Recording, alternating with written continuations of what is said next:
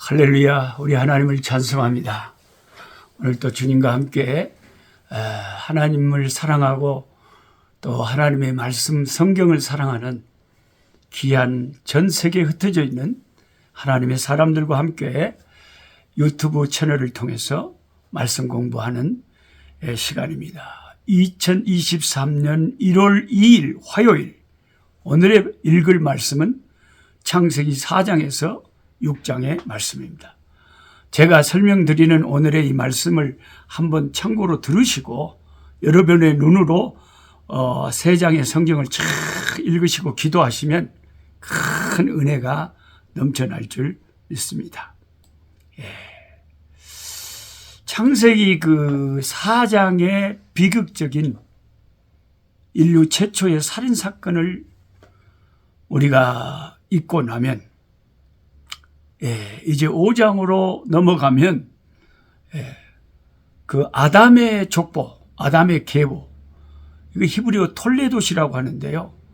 창세기는 이렇게 아담의 계보, 노아의 계보, 아브라함의 계보, 야곱의 계보, 이렇게 계보로 되어 있는 책이에요. 그런데 창세기 5장의 아담의 계보를 우리가 쭉 읽어가다 보면 지금의 우리보다는 참 오래 살았어요. 초창기 사람들은. 자, 노아 홍수 임박하기 전에 너무 인류가 타락해갖고 하나님이 인간 수명을 120년으로 만들어버립니다만은 그래도 그 당시에는 막 900년, 800년, 웬만하면 그렇게 살아버렸어요. 와, 또 1000년 가까이 살아버리면 웜에 무두셀라가 969세, 웜에 거의 1000년 가까이 와마, 징하게 많이. 아니, 그렇게 살아버리면 자기 후손들이 몇 대까지 볼까요? 어? 자기 후손들이 막 13대, 15대 후손을 보면 저것이 내 새끼인지 너무 새끼인지 헷갈릴 것 같아요. 그런데 창세기 5장의 그 아담의 족보를 읽어가노라면 반복되는 그 단어가 나오는데 그게 죽었더라는. 자, 몇 살 때부터 탁 자녀를 낳기 시작하고 생산하기 시작하고 이런 말씀을 보면 진짜 그 인생에 중요한 것이 성경은 자녀를 낳는 것을 말해요. 자녀 낳는. 몇 살 때부터 자녀를 낳기 시작했고 몇 살 때 죽었더라. 이렇게 인생을 확 줄여버리면 성경은 이렇게 줄여버려요. 저와 여러분들이 인생을 한 8, 90년 살면서 밥도 먹고 누구하고 싸우기도 하고 누구하고 막 좋아가지고 즐거워하기도 하고 막 별의별 스토리들이 다 있잖아요.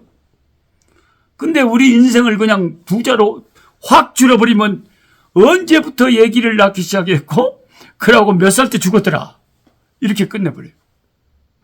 그러니 그만큼 그 자녀를 낳는 것이 중요한데 이게 정말 중요한데 우리 한국이 자녀 생산이 가정마다 0.7밖에 안 된대요.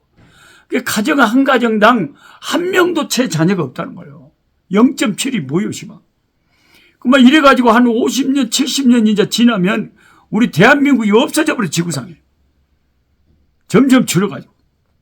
어떻게 하려합니까? 그러니까 예수 믿는 저와 여러분들이 정말 우리 자녀들에게 말씀을 바로 가르쳐야 돼요. 그리스도인들이라도 아이들을 최대한 힘 닿는 데까지 많이 아이들. 저는 우리 며느리가 겁나게 좀 애기 좀 많이 낳았으면 좋겠어요. 근데 이제 그게 어떻게 될지 아버지가 알아서 하시겠죠. 우리 자녀들이 애들 좀 많이 낳았으면 생명이 얼마나 귀한지. 몇 살 때부터 자녀를 낳기 시작했고 그러고 몇 살 때 죽었더라. 그렇게 인생을 그냥 성경은 딱 창세기 5장은 정리를 해보죠. 근데 죽었더라가 반복되는 창세기 5장의 아담의 족보입니다. 타락하는 우리 인간들에게 육신의 죽음은 누구도 피할 수 없는 숙명입니다. 작년도 2023년도 제가 거의 제 기억에 거의 하루도 빠지지 않고 저는 아는 권사님의 남편 되시는 어느 장로님을 위해서 그 이름을 부르면서 하나님 그 장로님 치료해 주시고 살려주세요. 그렇게 기도했었습니다. 암덩어리가 온몸에 여기저기 장기로 번져서 죽음의 그림자가 다가올 때 우리 인간이 할 수 있는 일이 여러분 무엇이 있겠습니까? 생사화복을 주관하시는 창조주 하나님께 살려달라고 기도할 수밖에 없었던 거죠. 그런데 하나님의 섭리를 따라서 그 장로님은 이제 더 이상 이 세상에 계시지 않습니다. 몇 년 전에 우리 꿀송이 보약큐티 늘 진짜 열렬한 구독자로 늘 매일같이 함께 하시면서 늘 댓글도 달아주시고 하시던 선교사님 계셨어요. 그 선교사님도 암투병 하셨는데 결국 하나님께로 가셨습니다. 그 장로님도 또 세상을 떠났어요.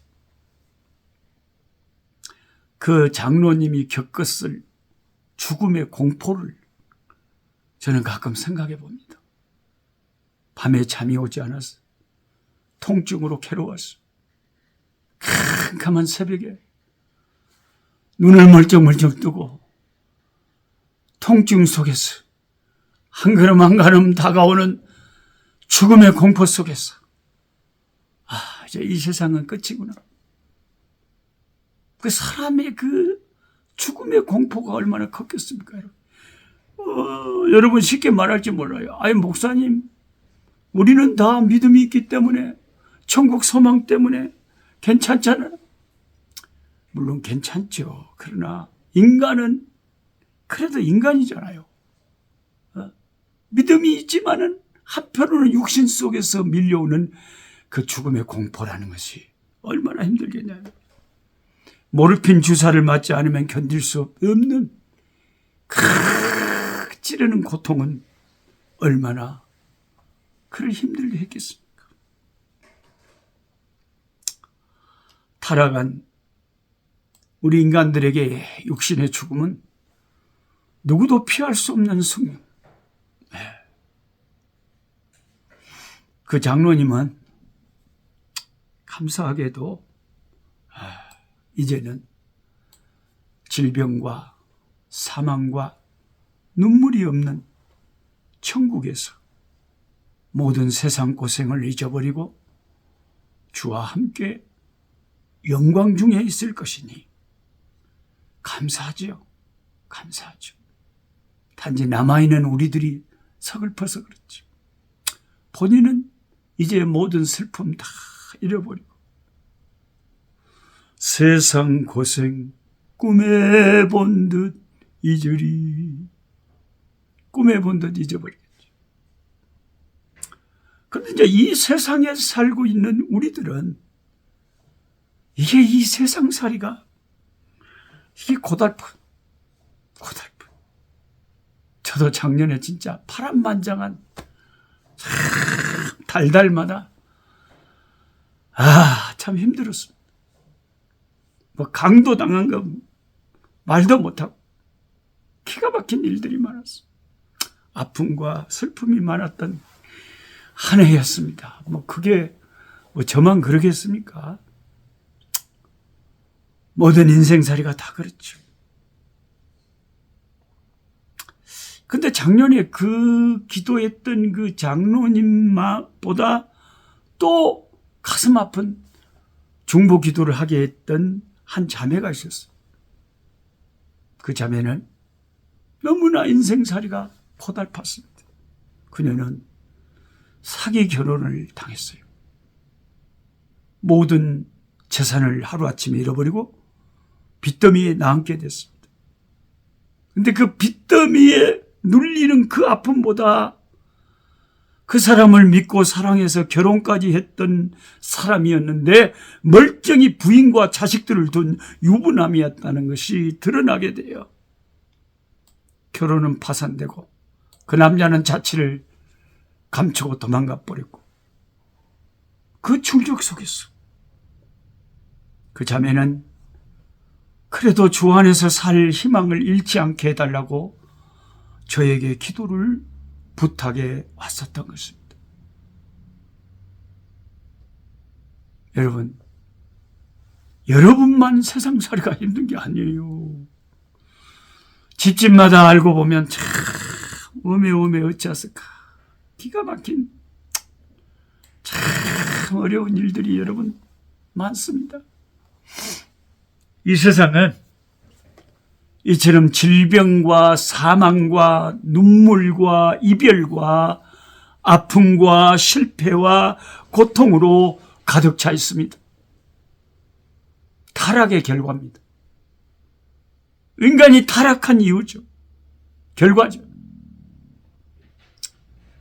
그런데 창세기 5장의 사망의 족보를 읽다가 놀랍게도 사망을 당하지 않고 하늘나라로 간 에녹의 기사가 우리를 눈을 번쩍 뜨이게 합니다. 아, 죽지 않은 사람도 있구나. 그럴 수가 있네. 하나님이 죽지 않게 하시면 죽지 않는 거구나. 주님과 300년을 동행하며 살다가 어느 날 그는 세상에서 없었는데 하나님이 죽음을 보지 않은 채 하늘로 옮겨버린 사람이 에녹이라는 거죠. 성경에서 죽음을 보지 않고 산 채로 하늘로 옮긴 사람은 에녹과 엘리야와 우리 주 예수 그리스도이십니다. 그러므로 예수 그리스도를 구세주로 믿는 저와 여러분에게는 죽음을 이길 수 있는 길이 있고 부활하고 승천하신 예수님의 그 능력 안에서 영생의 축복이 우리에게 따르게 되는 거죠. 죽음을 초월하는 은혜의 역사가 우리에게 이제 임하게 되는 거죠.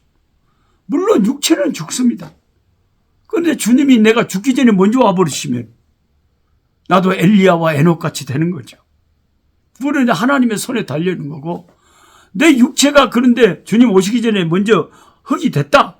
내 영혼은 아버지 앞에서 살아 주님께 영광 돌릴 것이니 우리에게는 영생의 축복이 있는 것이죠. 그러니 이 험한 세상에서 우리는 예수님 때문에 희망의 끈을 놓지 말고 여러분 올해도 살아갑시다. 예수님 때문에요. 세상을 보고 사람을 보고 내 형편을 보면 나를 보면 절망할 것밖에 없어요. 세상을 보고 사람을 볼 땐 만족감이 없었네. 그러나 예수 그리스도 나의 주님을 보면 주님 안에서 소망이 있다는 것입니다. 최근 제가 어떤 시를 읽었는데, 시 한 편을 읽었는데, 어떤 시인의 그 사평역에서라는 시도 우리 고향 사람인데, 광래구 씨입니까? 하여튼 그 시인의 사평역에서도 참 멋있었지만, 김수영 시인의 풀이라는 시도 너무나 제 마음에 다가왔어요. 풀. 김수영 시인은 아주 오래된 시인입니다. 세상에는 시방이 있지 않습니다만은 그 4.19 때 학생운동하던 아주 의식 있는 시인. 저는 그런 사람들을 좋아합니다. 풀. 제가 읽어드릴게요. 김수영. 세상을 살면서 김수영의 풀이라는 시가 있는지도 모르고 살았다면 뭘 좀 알고 삽시다. 풀. 풀이 눕는다. 비를 몰아오는 동풍에 나부껴 풀은 눕고 드디어 울었다. 날이 흐려서 더 울다가 다시 누웠다. 풀이 눕는다. 바람보다도 더 빨리 눕는다. 바람보다도 더 빨리 울고 바람보다 먼저 일어난다. 날이 흐리고 풀이 눕는다. 발목까지, 발 밑까지 눕는다. 바람보다 늦게 누워도 바람보다 먼저 일어나고, 바람보다 늦게 울어도 바람보다 먼저 웃는다. 날이 흐리고 풀뿌리가 눕는다. 잠깐만 설명을 해드리면요, 풀은 이 세상에서 제일로 흔한 게 풀이에요. 그러니까 저와 여러분들, 우리들 보통 사람들 삶이죠. 풀은 자꾸 돋아납니다. 비를 만나면 비를 받고, 눈보라가 치면 눈보라를 몸 전체로 받습니다. 한 계절에는 푸르고 대단하게 무성했다가도 또 겨울이 오면 늙고 병든 노인네처럼 야이어서 마른 빛깔 일색입니다. 그러나 그런 역경 속에서도 풀은 한 번도 한숨을 쉬지 않습니다. 풀은 바깥에서 오는 것들을 항상 긍정합니다. 어떤 일이 벌어져도 풀은 온몸 그대로 받아들이면서 긍정합니다. 풀은 낮은 곳에서 유독 겸손합니다. 풀은 둥글게 희고 둥글게 일어섭니다. 느리지만 처음 있던 곳으로 되돌리는 불굴의 힘을 풀은 갖고 있습니다. 풀은 발밑까지 누워도 발 밑에서 또 일어납니다. 바닥까지 내려가 봤으며 풀은 이제 더 이상 무서울 것도 없습니다. 여러분, 24년도의 새날, 오늘 둘째 날입니다. 새날을 받고도 많은 사람들의 마음은 어저께에 머물고 있습니다. 어제의 슬픔과 어제의 이별과 어제의 질병과 어제의 두려움 속에 삽니다. 그러나 어제의 고난은 어제의 고난으로 끝나야 됩니다. 열등은 어제의 열등으로 끝나야 합니다. 주님이 결코 나를 버리지도 떠나지도 않으신다는 믿음. 사탄 마귀는 쉬지 않고 무한스럽게 나를 계속해서 공격할 수는 없다는 약점을 가진 존재라는 사실을 붙잡고 다시 전열을 가다듬고 희망을 가져야 됩니다.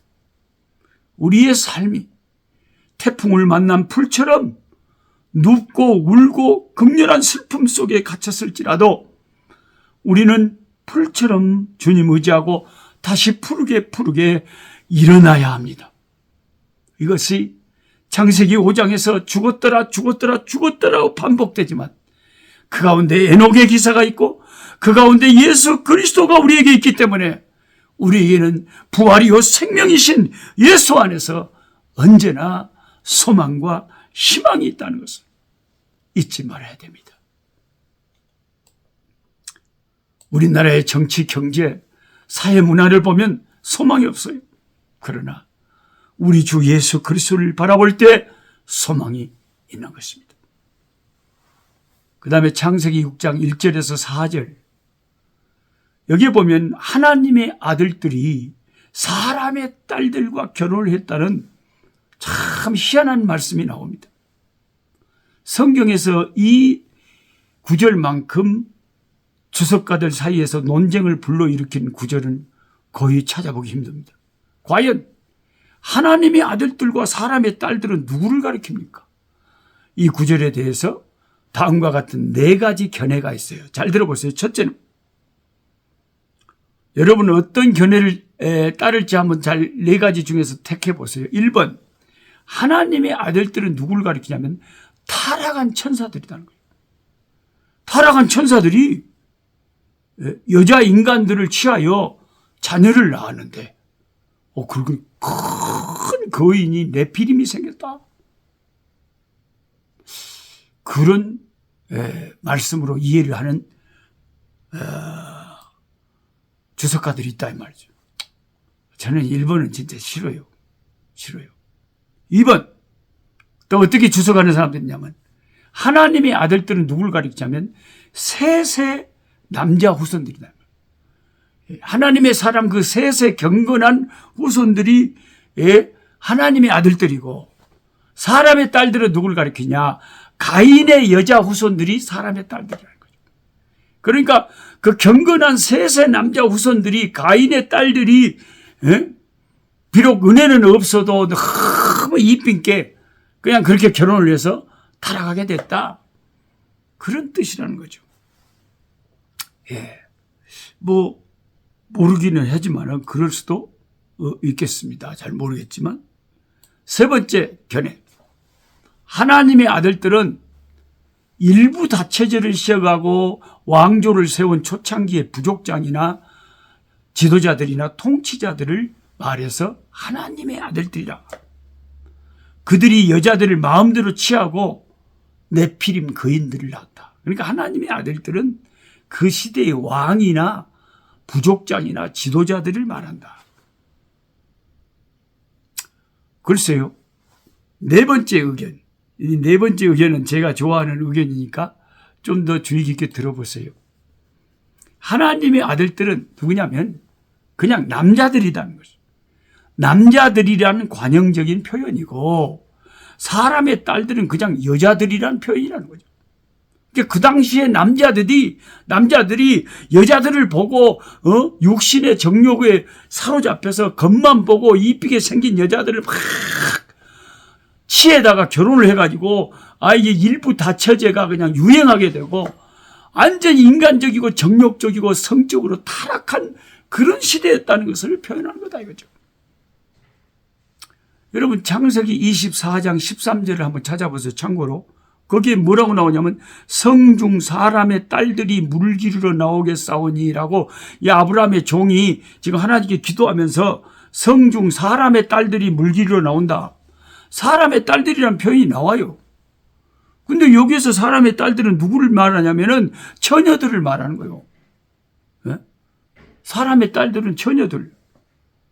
그래서 이 네 가지 해석 중에서 저는 개인적으로는 이 네 가지 해석 중에서 네 번째 안을 지지하는 이 주석책이 무디 성경 주석이에요. 이마나 두꺼운 무디 성경 주석에 보니까 이 네 번을 4번 이 견해를 무디 성경 주석은 받아들여요. 첫 번째 견해는 아까도 말씀했지만 천사가 사람하고 결혼을 한다는 어처구니 없는 사실을 말해가지고 성경을 마치 그리스 신화 같은 책으로 만드는 잘못을 범하고 있는 거죠.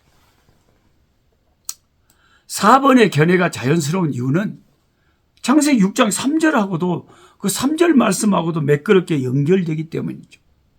당시의 남자들이 예쁜 여자들만 보면 육신의 정욕에 사로잡혔어.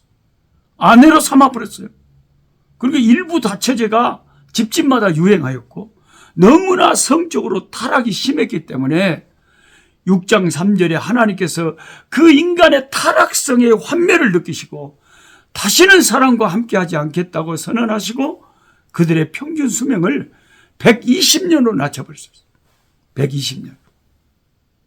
그 전에 막 900살, 800살 살아버렸잖아요. 근데 그 타락 때문에 하나님이 그 인간들에게 고개를 살려살려 흔들어 버리시고 인간들과 함께하는 걸 싫어하셨어요. 120살로 인간의 수명을 줄여버렸어요. 그렇다면 어떤 의미로서는 우리는 시방 극심한 타락으로 말미암아 줄여진 인간 수명 120년도 제대로 못 살잖아요. 시방.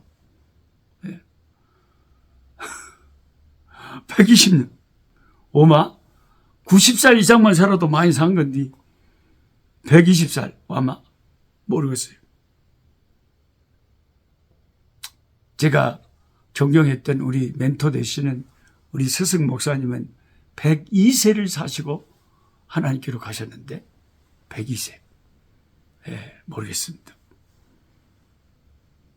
기도하겠습니다. 아버지 하나님 감사합니다. 오늘 또 하나님 말씀 공부하는 게 너무 재미있고 하나님 말씀이 너무 깊고 오묘하고 아버지 죽었더라가 반복되는 그 계보 속에서도 그 족보 속에서도 하나님이 역사하시면 산 사람이 있습니다. 부활이요 생명 되신 우리 주 예수 그리스도를 의지하는 자들에게 영생의 복을 주시는 하나님을 믿습니다. 아버지 예수 안에는 영생이 있습니다. 할렐루야. 생명이 있습니다. 아버지 하나님, 인간이 타락해서 하나님이 인간들과 함께하는 걸 싫어하시고 인간의 수명이 줄어들었습니다.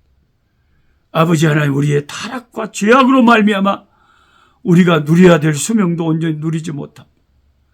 예수의 보혈로 우리의 악함을 사하여 주시고 죄들을 씻겨주시고 주님과 동행함으로 노아와 같이 아버지 하나님, 주님과 동행함으로 아버지 하나님의 복을 받아 누리는 우리의 인생이 되게 하여 주옵소서.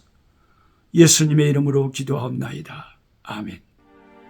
약한 자 힘주시